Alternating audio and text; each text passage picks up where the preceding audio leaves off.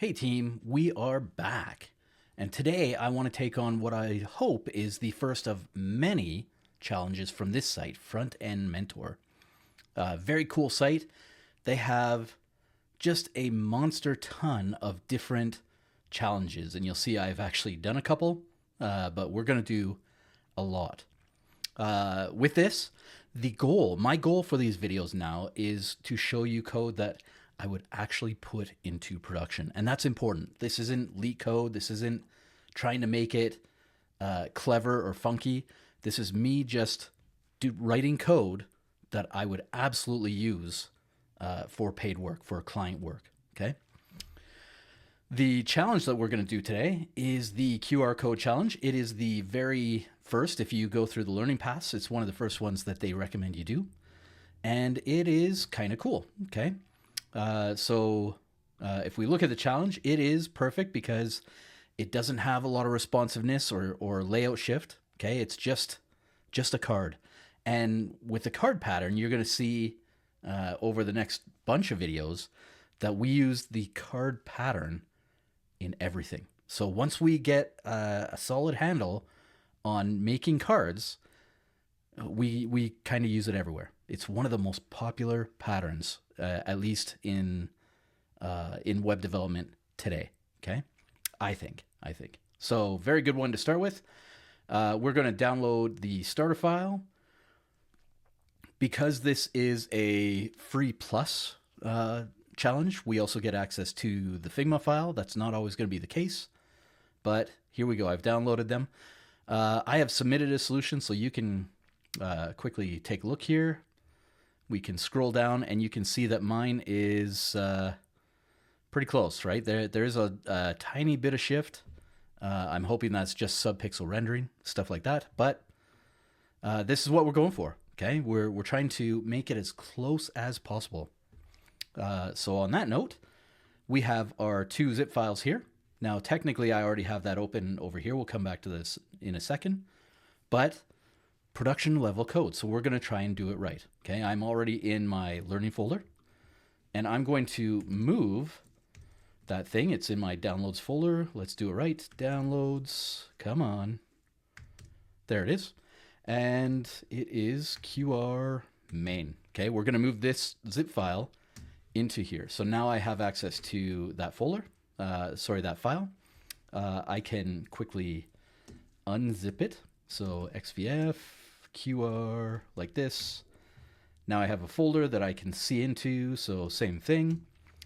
And it does not start out as a Git repo. Again, I want to really emphasize the idea of clean practices because in order to complete the challenge right here, you have to submit two things. You have to submit a preview site and the code where your code is stored. So you're going to be using Git a lot on these challenges. And that's exactly what we're going to do, okay? We're going to go back here and Git init, just like this, to set it up. All those files, we'll take a look at them in a second. I don't know why I typed all, but git add dot, okay? Git commit -m. I love to use conventional commits here.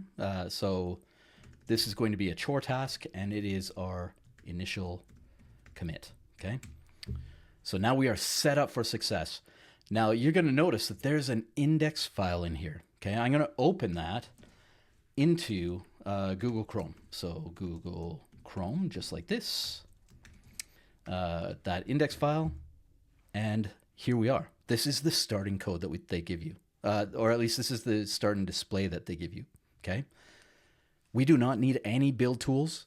We don't need any extra stuff other than HTML and CSS, okay? We do need a code editor, so let's go and open this into VS Code because that's what most of us will be using, okay? And here we go. We can see that we have some design files. So if you did not download the Figma file, you're going to be trying to pull styles out of here, like the border radius and whatnot, okay? There's some secret spacing that we'll see in a bit, and the mobile. And if we were to lay these two files on top of each other, we would see that the mobile size is exactly the same size as the desktop. So absolutely no shifting of the layout, okay? We don't need these files because we have the Figma file, but we have our QR code in here and some readmes, a style guide that we're going to use in a little while. And right here is our HTML file, okay? Now, I have strong opinions about this, okay? This attribution code, I've tried to make it work, but what you're going to find is that it throws out your final render. If you upload this to Frontend Mentors and go back here, right, it'll appear here, which makes the layout funky. And it can cause shift. If you don't put it in there properly, it could cause your image to shift up, which means that your solution is sitting higher than the design, which makes it hard to compare the differences. So my advice is not to get rid of it, but let's get rid of some of it. So I don't mind this being in here, but I do want to comment it out, okay? Go and add your name just so that you have it, okay? It doesn't hurt to have it in there. I just feel like it gets in the way, so I get rid of it. All this can go away as well. Excellent, okay? And that leaves us with this code. Now, if I save it right now, I have Prettier enabled. It's kind of tucked away at the edge here, but it's going to rewrite all of my styles, making it kind of a big mess. I think this is the start of the line, but I can't remember. So I'm going to back it out for just a second, and we're going to work on this, okay? A favorite tool here that you are going to use a lot is to bring up the palette, bring up the command palette, which is Command-Shift-P in VS Code, and type wrap, okay? The first one is exactly right. Emmet wrap with abbreviation. We hit enter, and now we can type the tag that we want this to have. In this case, I'm going to use H2, okay? And you'll see that it actually does wrap it here, which is really nice. I hit enter to complete it. Perfect. This one as well, we're going to do the exact same thing, wrap with a P tag, okay? And now we're going to wrap both of these. So we're going to start building into this, okay?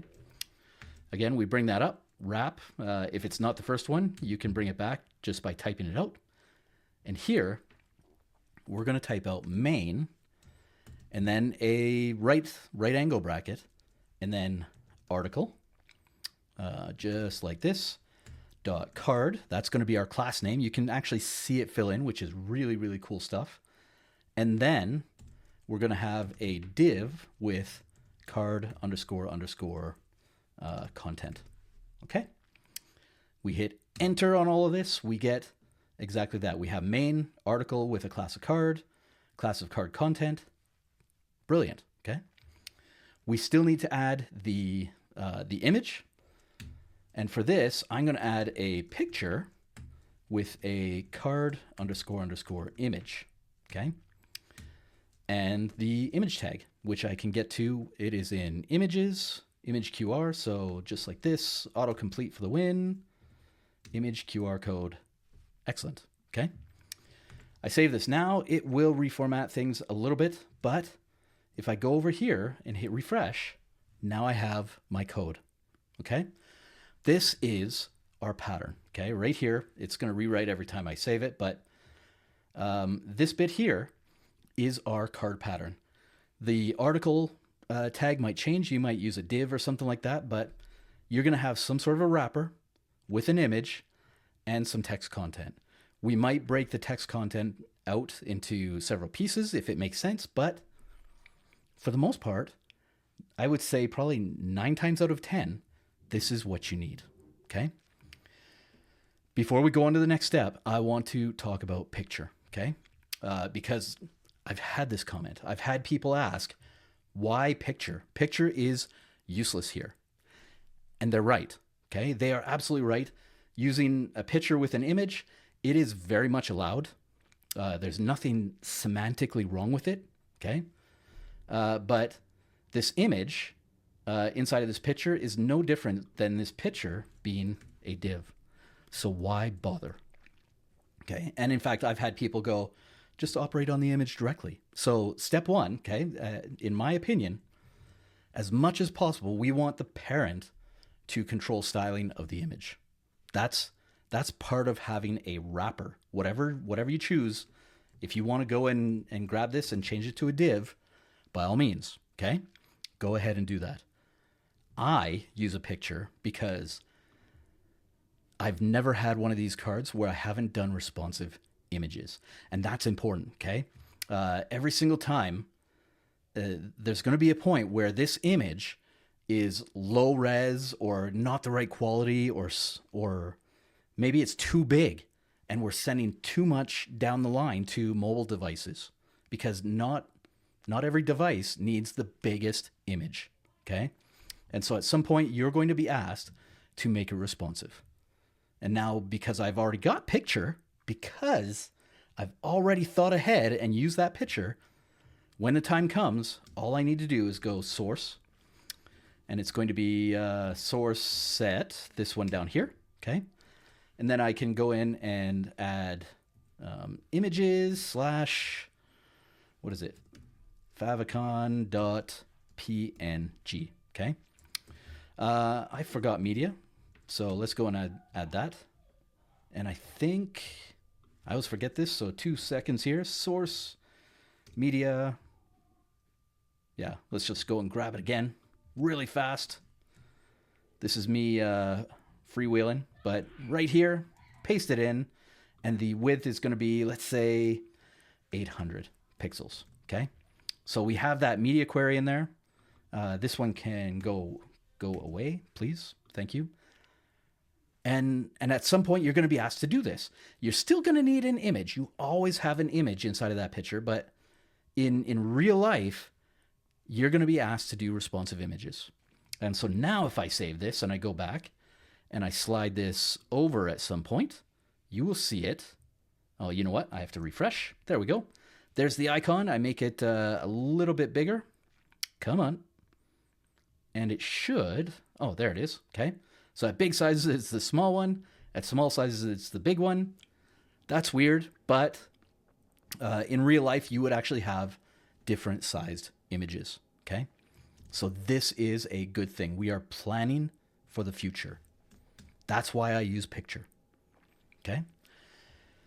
Other than that, it doesn't really help us today, but good practices. Future thinking, planning ahead, because I want my maintenance to be as easy as possible. And there's going to be a time where somebody blows this card up to be on a 100-inch high def something or other in the future that doesn't even exist yet. And they're going to say, wow, that image looks like garbage. And they're going to want something better. Okay. So planning ahead. Let's commit this really fast. Going over here, get status. It's the index. We can check it with diff to see some things have gone and rewritten because I have prettier, but there's our markup. Okay. So this is good. We can add it. Git commit -m. This is a feature for the card like this, and add markup. Okay. Just like this. Done. Okay. Now, styles. We have lots of styles. So let's go and add a file right here. We're going to call it style.css. Okay. And then over here, we are going to add that underneath the title. It can actually be anywhere inside of the head, but here's a link to CSS, and it already fills that in. So we use the same name, which means that it's already linked up. Okay. At this point, we go to the style guide. I'm going to pull it over so that we have it, make a little bit more room, because now we want to start moving some of these items over here into styles, and we're creating our tokens. Okay. Adding that to the root right here. I'm going to grab all of our colors just like this, setting it up, doing a little bit of indenting, cleaning it up. I'm going to use multiple curses here. So Command-Shift-L gives me multiple curses right to the end, semicolon, jumping back to the beginning, getting rid of this space and replacing it with a dash. And then grabbing the first letter, Command-Shift-P, to lowercase. Okay, that's just a preference. And then down here, the same thing. So Command Shift, we're going to go over here and add a dash. So we have cleaned this up so that now we can use these. Okay, all these colors are still in here. It's all still good. Excellent. Okay. We also have a spacing thing. Okay. So space something. In this case, I'm going to go 200. Okay. And that's going to be 16 pixels. Now that wasn't over here. Where did I find that? Well, I found that over in the Figma file. Okay. And in this design system. So some of these have a really happy, a really helpful, hopefully making you happy, design system page where it will list out all those colors again. So there's our 4 colors. It'll have some typography stuff and our spacing, specifically 3 of them. So there's 200 at 16 pixels, 300 at 24 pixels, 500 at 40 pixels. Okay. 5 times 8 is 40 pixels, just in case you're wondering how these numbers relate to each other. And these are all based off of, I believe, something called the 4-pixel grid, which is where designers love to use multiples of 4. Okay, so 200, 300, 500. We can go and add that in. Duplicate this a couple times. Here's 300, 500. That's going to be 24 and 40. Okay. The next thing I want to do is get the radius, of which there are 2. Okay. So there's a large radius of 20 pixels and a small radius of 10 pixels. Now, where did I find that? Because that doesn't show up over here and it doesn't show up in this design system file either. Where did I get that from? Well, over in the designs page, right, where it actually shows everything in here. If I zoom in and I highlight the white box, okay, it's going to give me that corner radius of 20. And then if I highlight on the image, it's going to give me a corner radius of 10. So sometimes you need to go digging for these. As an example, if we go back to the white box, we're going to hit this in a little bit, but did you notice a shadow? There's a shadow in here. It's really, really soft, right? So later on, we're going to have to go in and review this shadow. Come on, bring it up. Where is it hiding? Okay. So we're going to drill in and we're going to find the numbers for the shadow and make good on that promise. If the designer said it, we're going to use it. Okay. But right now, not quite so much. We are moving on. Okay. That brings us to our text. Okay. And the text on this one is outfit. Now, outfit is a sans serif font. Okay. So we're going to go family sans. Okay. And it's going to be outfit. If I remember this correctly, sans serif. Excellent. Okay. We should probably go and get that. So let's save this for a second. I can hold down Command and click on this, and it will take me to my browser. Okay. So here's outfit. We're going to get this font. You're going to see that I had Fig Tree going on for something else. We can remove that. Just leaving outfit. Get the embed code. Okay. Everything is okay here. If you try to select just one, that's great. If you only use one, there's no way for me to select multiples in here, which is frustrating. Okay. So just grab the full axis. Okay. This is what's known as a variable font, which means that you could, in fact, grab this and make it whatever you want. If you wanted 555, 455, you could do that. Okay. We don't need that. We're just going to grab the full axis, copy this, all this code back to us into our index file, and right above our link, paste it in. Okay. It's going to tidy up for me. If it doesn't, you might have to do a little bit of formatting, but here we are. Okay. So we've done that. Now we can go and use it. So we're going to copy the next chunk, bring that back to our code, and down here, we're going to paste it in. Now, I don't want to set it on a class. I want to set it on body. Okay. And the font family, So there's that outfit.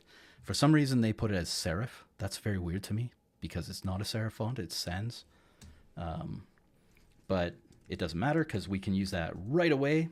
Family sans, there it is. The weight, if I remember correctly, is 400. Okay. We can check that in the Figma file right here. So it's just regular. Regular is 400. Bold is 700. We are good. Okay. Excellent. If I save that, go back, refresh, we're going to see things are already looking better. Okay. Let's keep going. I don't have enough here to get into it. I need a few more things.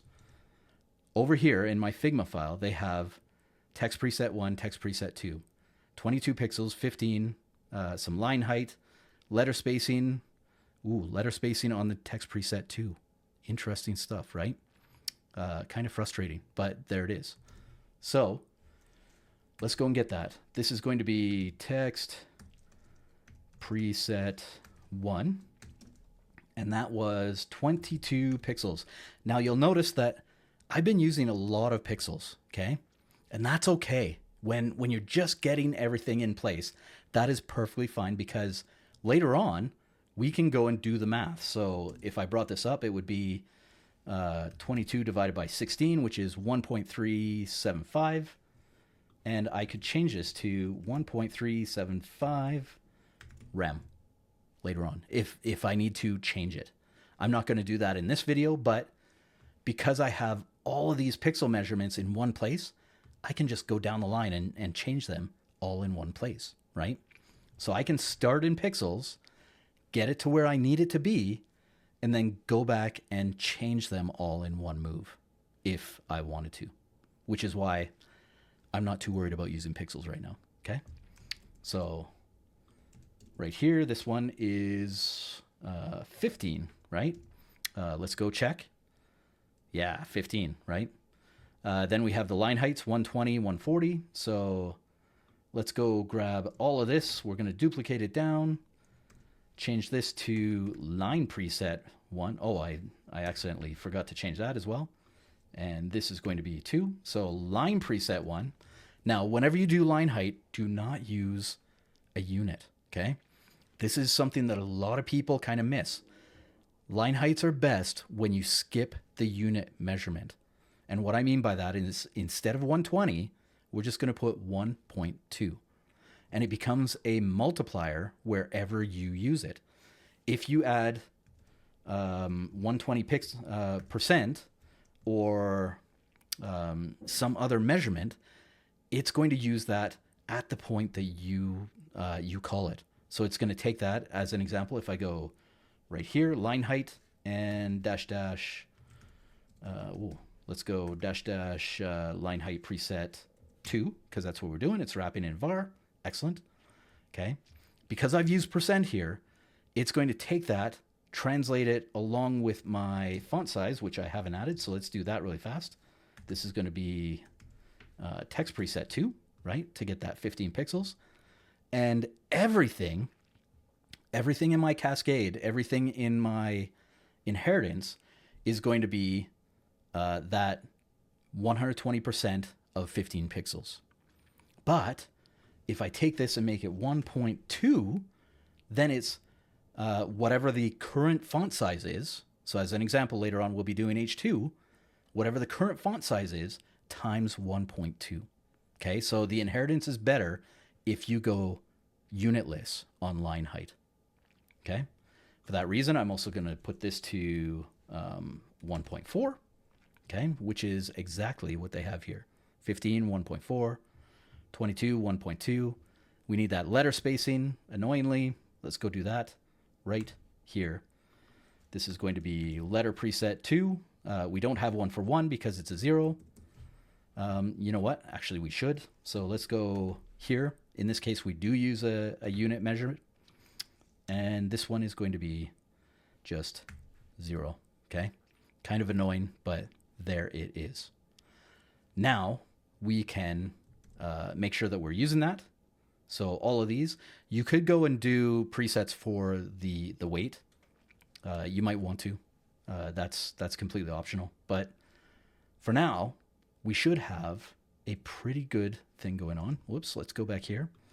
Refresh it. You'll see things kind of resize a little bit, which is good. So let's go and commit that really fast. Git status. We got the fonts and the styles. Git add dot. Git commit. Right here, -m. This is going to be style. Add tokens. Okay. Excellent. Going back, let's go and add our first styles. These are our reset and our body. Now, resets are complicated. I'm not going to kid you on that. There's whole documents on that. For this one, we're going to keep it simple. So our box sizing is going to be border box. That's exactly right. And I'm going to clobber our margin and our padding. That's our whole reset. Okay. We could do other things, but we don't need to. Okay. So right there, we're going to do it. And then we're going to start adding some other globals. So let's get that H2. It's going to be some different stuff. Okay. The font size is going to be -- text preset 1. Okay. The line height is going to be -- line preset 1. And because we had it, let's go get that letter spacing. Okay. -- letter preset 1. There it is. Okay. Because we actually forgot to do that here. Letter spacing, get rid of this -- letter preset 2. Okay. So we get it all in there, looking really good. We haven't added any color, right? Let's go do that. So the colors on these, if we go and take a look, this one is Slate 900, and this one is also Slate 900. Excellent. So we can just go color that in, get rid of this one. It's going to be -- Slate 900, just like this. Is that right? I was almost certain that this one was light. That's so weird. 500. See? Tricky business. You got to take a look around. So there it is. It's the body text is actually 500, and then the heading is 9. So let's go do that proper. This one is going to go to the H1, and this one is going to be 500. Okay. So that we can refresh that and get some nice colors in there. Okay. We also have a background color in here. So let's go background color. When I do this, you will see that I'm not using a lot of shorthand. I do for things like padding and margin, but I don't for fonts and backgrounds, because when you set font, if you just use the font shorthand, you are resetting everything else. Okay. So be very careful about that. I prefer to go a little bit long with stuff like this so that it's not unsetting other defaults that I don't really care about. Okay. But right here, this is Slate 300, which is going to be our background of blue. Okay. One more thing that we need in here is our image. Okay. Image and picture, because I like to do both. We're going to set that to a max width of 100%. Okay. That's just a helpful default. And I'm going to display block this because if you watch, there is just the tiniest amount of space between the image and the heading. And you probably wouldn't know this, but images are inline by default. So when I refresh this, you hopefully saw the text jump up just a little bit. So it's getting rid of some line height stuff, which is important. Okay. There we are. Okay. So that is all of the globals that we need, which means that we can commit that. Let's go git add dot, git commit -m, and this is going to be more style, add globals. Okay. Brilliant. Now, because of how I've been working pretty much all of my career, I've settled on using something called Cube CSS. Okay. You can find that at cube.fyi. And it's like this. They have this whole really good system where Each letter of cube represents one of these things. So composition, utilities, blocks, and exceptions. It's just a really natural way for me to work, and I'm going to keep doing it in these videos. If you have a different methodology, that's fine, right? You can take the styles, plug them into your methodology, and it should still work. Okay, so if you want to use BEM or something else, you can, because the styles themselves are still going to be the same. It's just how you're attaching them to the elements. Okay. Now I start with the C's, and the C's are for composition. Okay, composition is styles that control their children, control the flow of things through the document, through the page. Okay, and I start out with another one from Andy Bell, who also does Cube. Okay, so if we go to Piccalilli, and you'll see that I've done this a couple times now. So Piccalilli 3 fave lines, I go and search for that, and it should come up with my favorite 3 lines of CSS.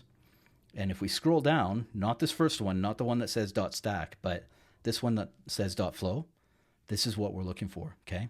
And this is awesome. This is going to help us get our vertical spacing going, okay? So I'm just going to take that, paste it right in. I also want to add another one. So you might think, looking at this, that you want to attach a width of, where is it here, 320 to this box. And you wouldn't be wrong. It's pretty comfortable that way. But what happens later on if they need this box to be 400 or 700? Or what if they want to drop this into a completely different layout where it has to grow or shrink to fit the space? Okay.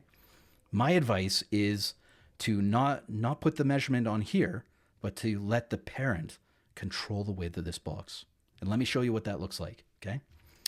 I add one called Challenge Wrapper, okay?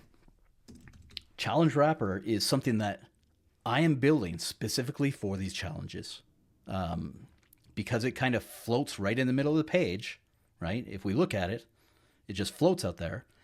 And I'm under the assumption that it's never going to be like this in real life. You're going to have other things around it, maybe some other cards or some stuff above and below it. And that's going to control how this looks, okay? So I'm going to add this challenge wrapper, and I'm going to set up a token in here, okay? I call it max child width, just like this. It has a var of I'm not using that. I had it as mobile width, but mobile, it just feels weird to say that. So let's go with max width, okay? This is the max width that I want. We can set a default of 320 pixels, okay? Which is technically what the layout is already. But if I need to change it later, and we will reuse this code in other projects, I can do that quite easily. So display grid, we're going to center it with place item center like this. Add that min height of 100 VH. Whoops, not 1000. There it is. And padding. Now, padding is tricky, okay?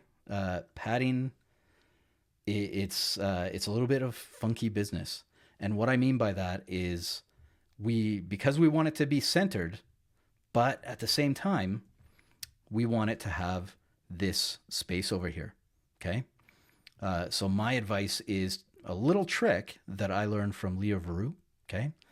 In her very excellent book, CSS Secrets, where she uses padding to center horizontally, okay? And it looks like this. We're going to set up our top and bottom, which is going to be right here. They have it as 27.5, which is a weird measurement to me. So I'm just going to use 20 pixels, okay? Actually, let's just go -- space 300. That seems like a good one, okay? So that's top and bottom. The next one that we're going to use is max, okay?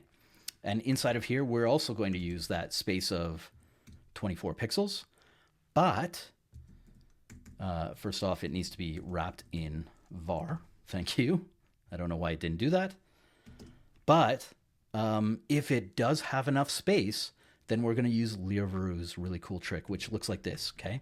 We calculate 50% minus our variable, okay? So we have that var dash dash max child width divided by 2, okay? If it helps, you could wrap this in brackets. You don't have to, but you could. Order of operations will do the division before it does a subtraction. So I'm just going to leave it like this. Now, what is it doing? Okay. It is taking this measurement, 320 pixels, and dividing it by 2, which makes what? 160. Okay. I can do that in my head. Then it's taking 50% and subtracting 160. So effectively, if we look at this, going here, okay, when there's enough space, it's going to take 50% of the page right in here and subtract 50% of the card to give me all of this padding, which is awesome, okay? It's just such a really cool trick, okay? So we save that. We can actually start to use that really fast. So over here on main, I add class. I make it equal to that challenge wrapper, okay? Just like this. On card, I'm going to add flow, okay? And flow, again, it is our vertical spacing, right? So for each child except the first, it's going to add margin top. That's margin block start, okay? And we'll be able to change that with this, this custom property, flow space, okay? For now, it's just going to default to 1M, which is perfectly fine, okay? So that's on the article. I also want it on the content, okay? Just like this. I save it, I go back, I go to my correct page and hit refresh. And all of a sudden, things jump around. Now, if this is, I need to go to responsive mode. Let's bring that up right here, okay? If I get small enough, you'll see that I always have that 24 pixels of space. But if there's enough space, it is centered, okay? Which is really, really nice. Same with if I went up, it would do the same thing. But this allows me to always make sure that my padding is right where I need it to be, okay? Pretty cool stuff, I think. Let's get rid of this really fast. In fact, just shut it down. And here we are, okay? So we have added our compositions, okay? We have a flow, we have a challenge wrapper. In future videos, we'll see other kinds of compositions. Let's commit it. Git add dot, git commit dash m, style, what is this? Add compo, wow, I cannot type, composition styles. Hopefully I got that right. Excellent, okay? Moving on, now we get into the cool stuff, okay? You've been waiting so long, now we actually get to style the card. We've set up some really solid defaults. We have all these tokens up here. Let's go and use them. So, card. On the card, what do we need? Well, first off, we need to set up our flow state, our flow space, okay?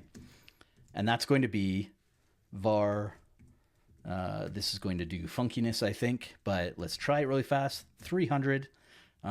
When I forget the semicolon, it always kind of adds an extra bit. There we go. That's VS Code. Good. That's our flow space. So if we do nothing else, it should open up some of that space. Now, we don't want quite this big space right in here, so we're going to fix that in a bit, but let's sort some stuff out. Background color, okay? It is white, yes, but it should be with our token, okay? We have border radius, which is going to be radius large, yes. And you'll notice that we're using a lot of those tokens, okay? So padding, it's right here. Padding is a little bit weird.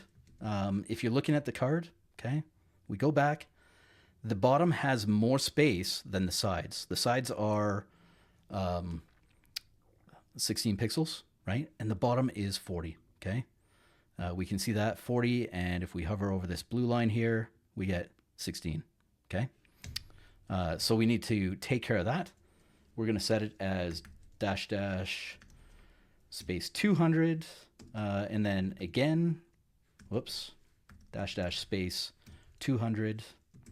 It didn't wrap up the second one, which is very annoying. So right there, var, and this is the bottom, okay? So this is our 500, okay? Not slate, no, space 500. There it is, okay? At this point, everything should be coming together. It is, okay? Not quite with some of our stuff, and we should take care of our box shadow really fast. So let's do that. Again, if you go and look at it, back over here, we have that. We have the card shadow down here. So let's open that up. It's going to be somewhere in here, 0, 25, 25, and black of 4.77. Okay, 4.77 is weird, but let's go and do it. So box shadow, okay? We get rid of the inset. It is 0, 25 pixels, 25 pixels, and black. But remember, there is a thing, right? We have to take care of that thing. So HSL from black, okay? HSL slash 0.0477. I think that's right. Let's go take a quick look. Refresh, and now we have it, okay? So what I've done here is I've used a little bit of new color syntax, and I've said I want it from black, but I also want an opacity. If you wanted to, you could have just gone HSL 000. You need some percents in there and get it done. It's whatever suits you, right? I'm doing it this way. If you want to set it up as RGB or RGBA, you absolutely can, okay? So that's the card. Let's go and get the image, okay?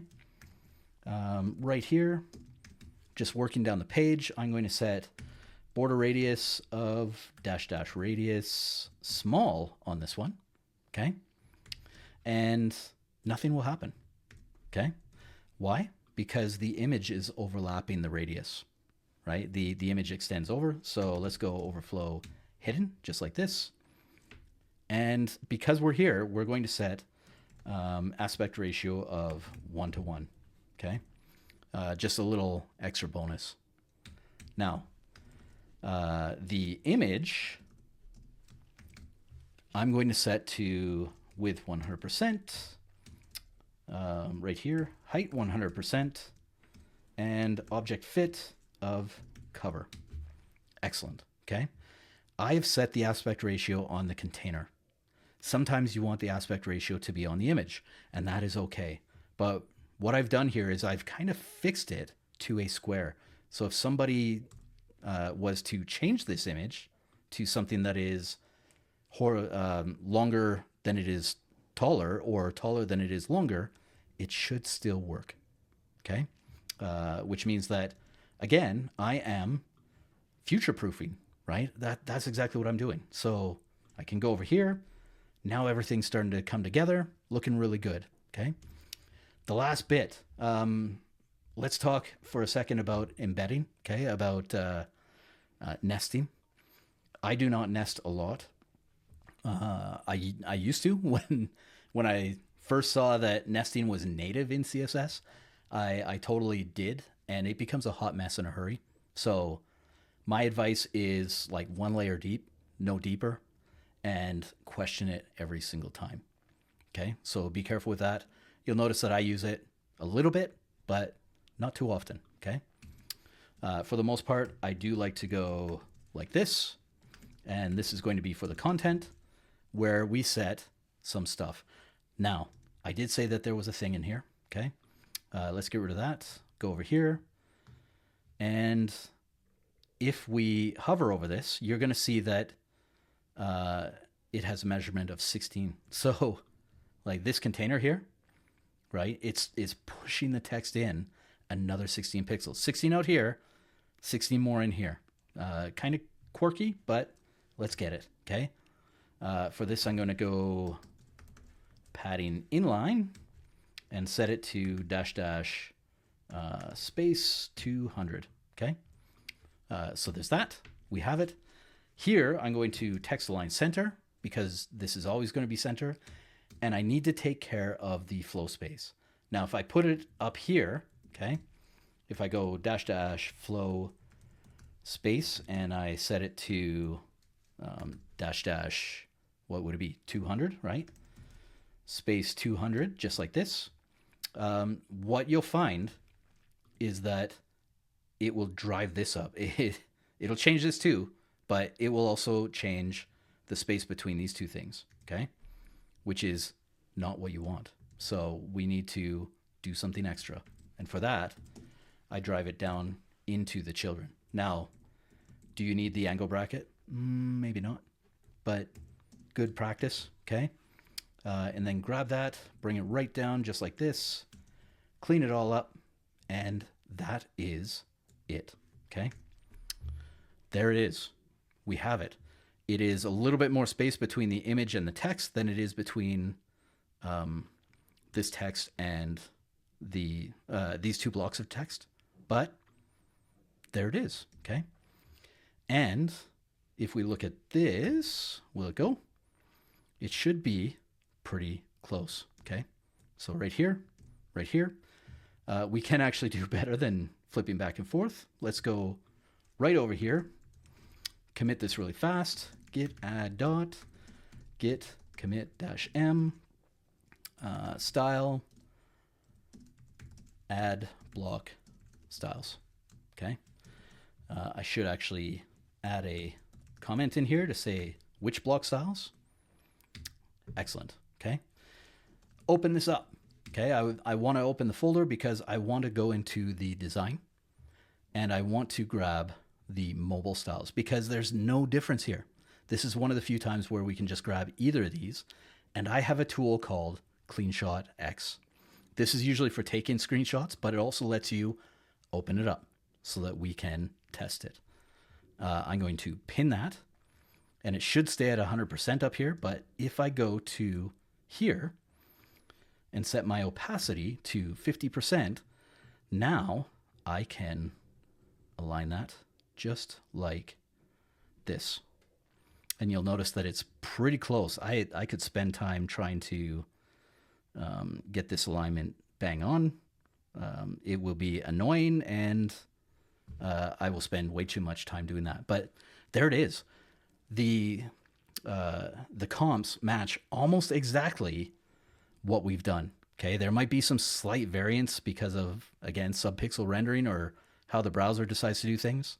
And we'll see some other bugs later on due to changes in fonts. But this is it, okay? So let's review what we've done. We have made an image, right? We've made a card. We started out with our HTML, right? And we looked at this. This is the card element. Okay, I'm totally skipping on words here, but we use this pattern. Pattern is the word that I'm looking for. Brain.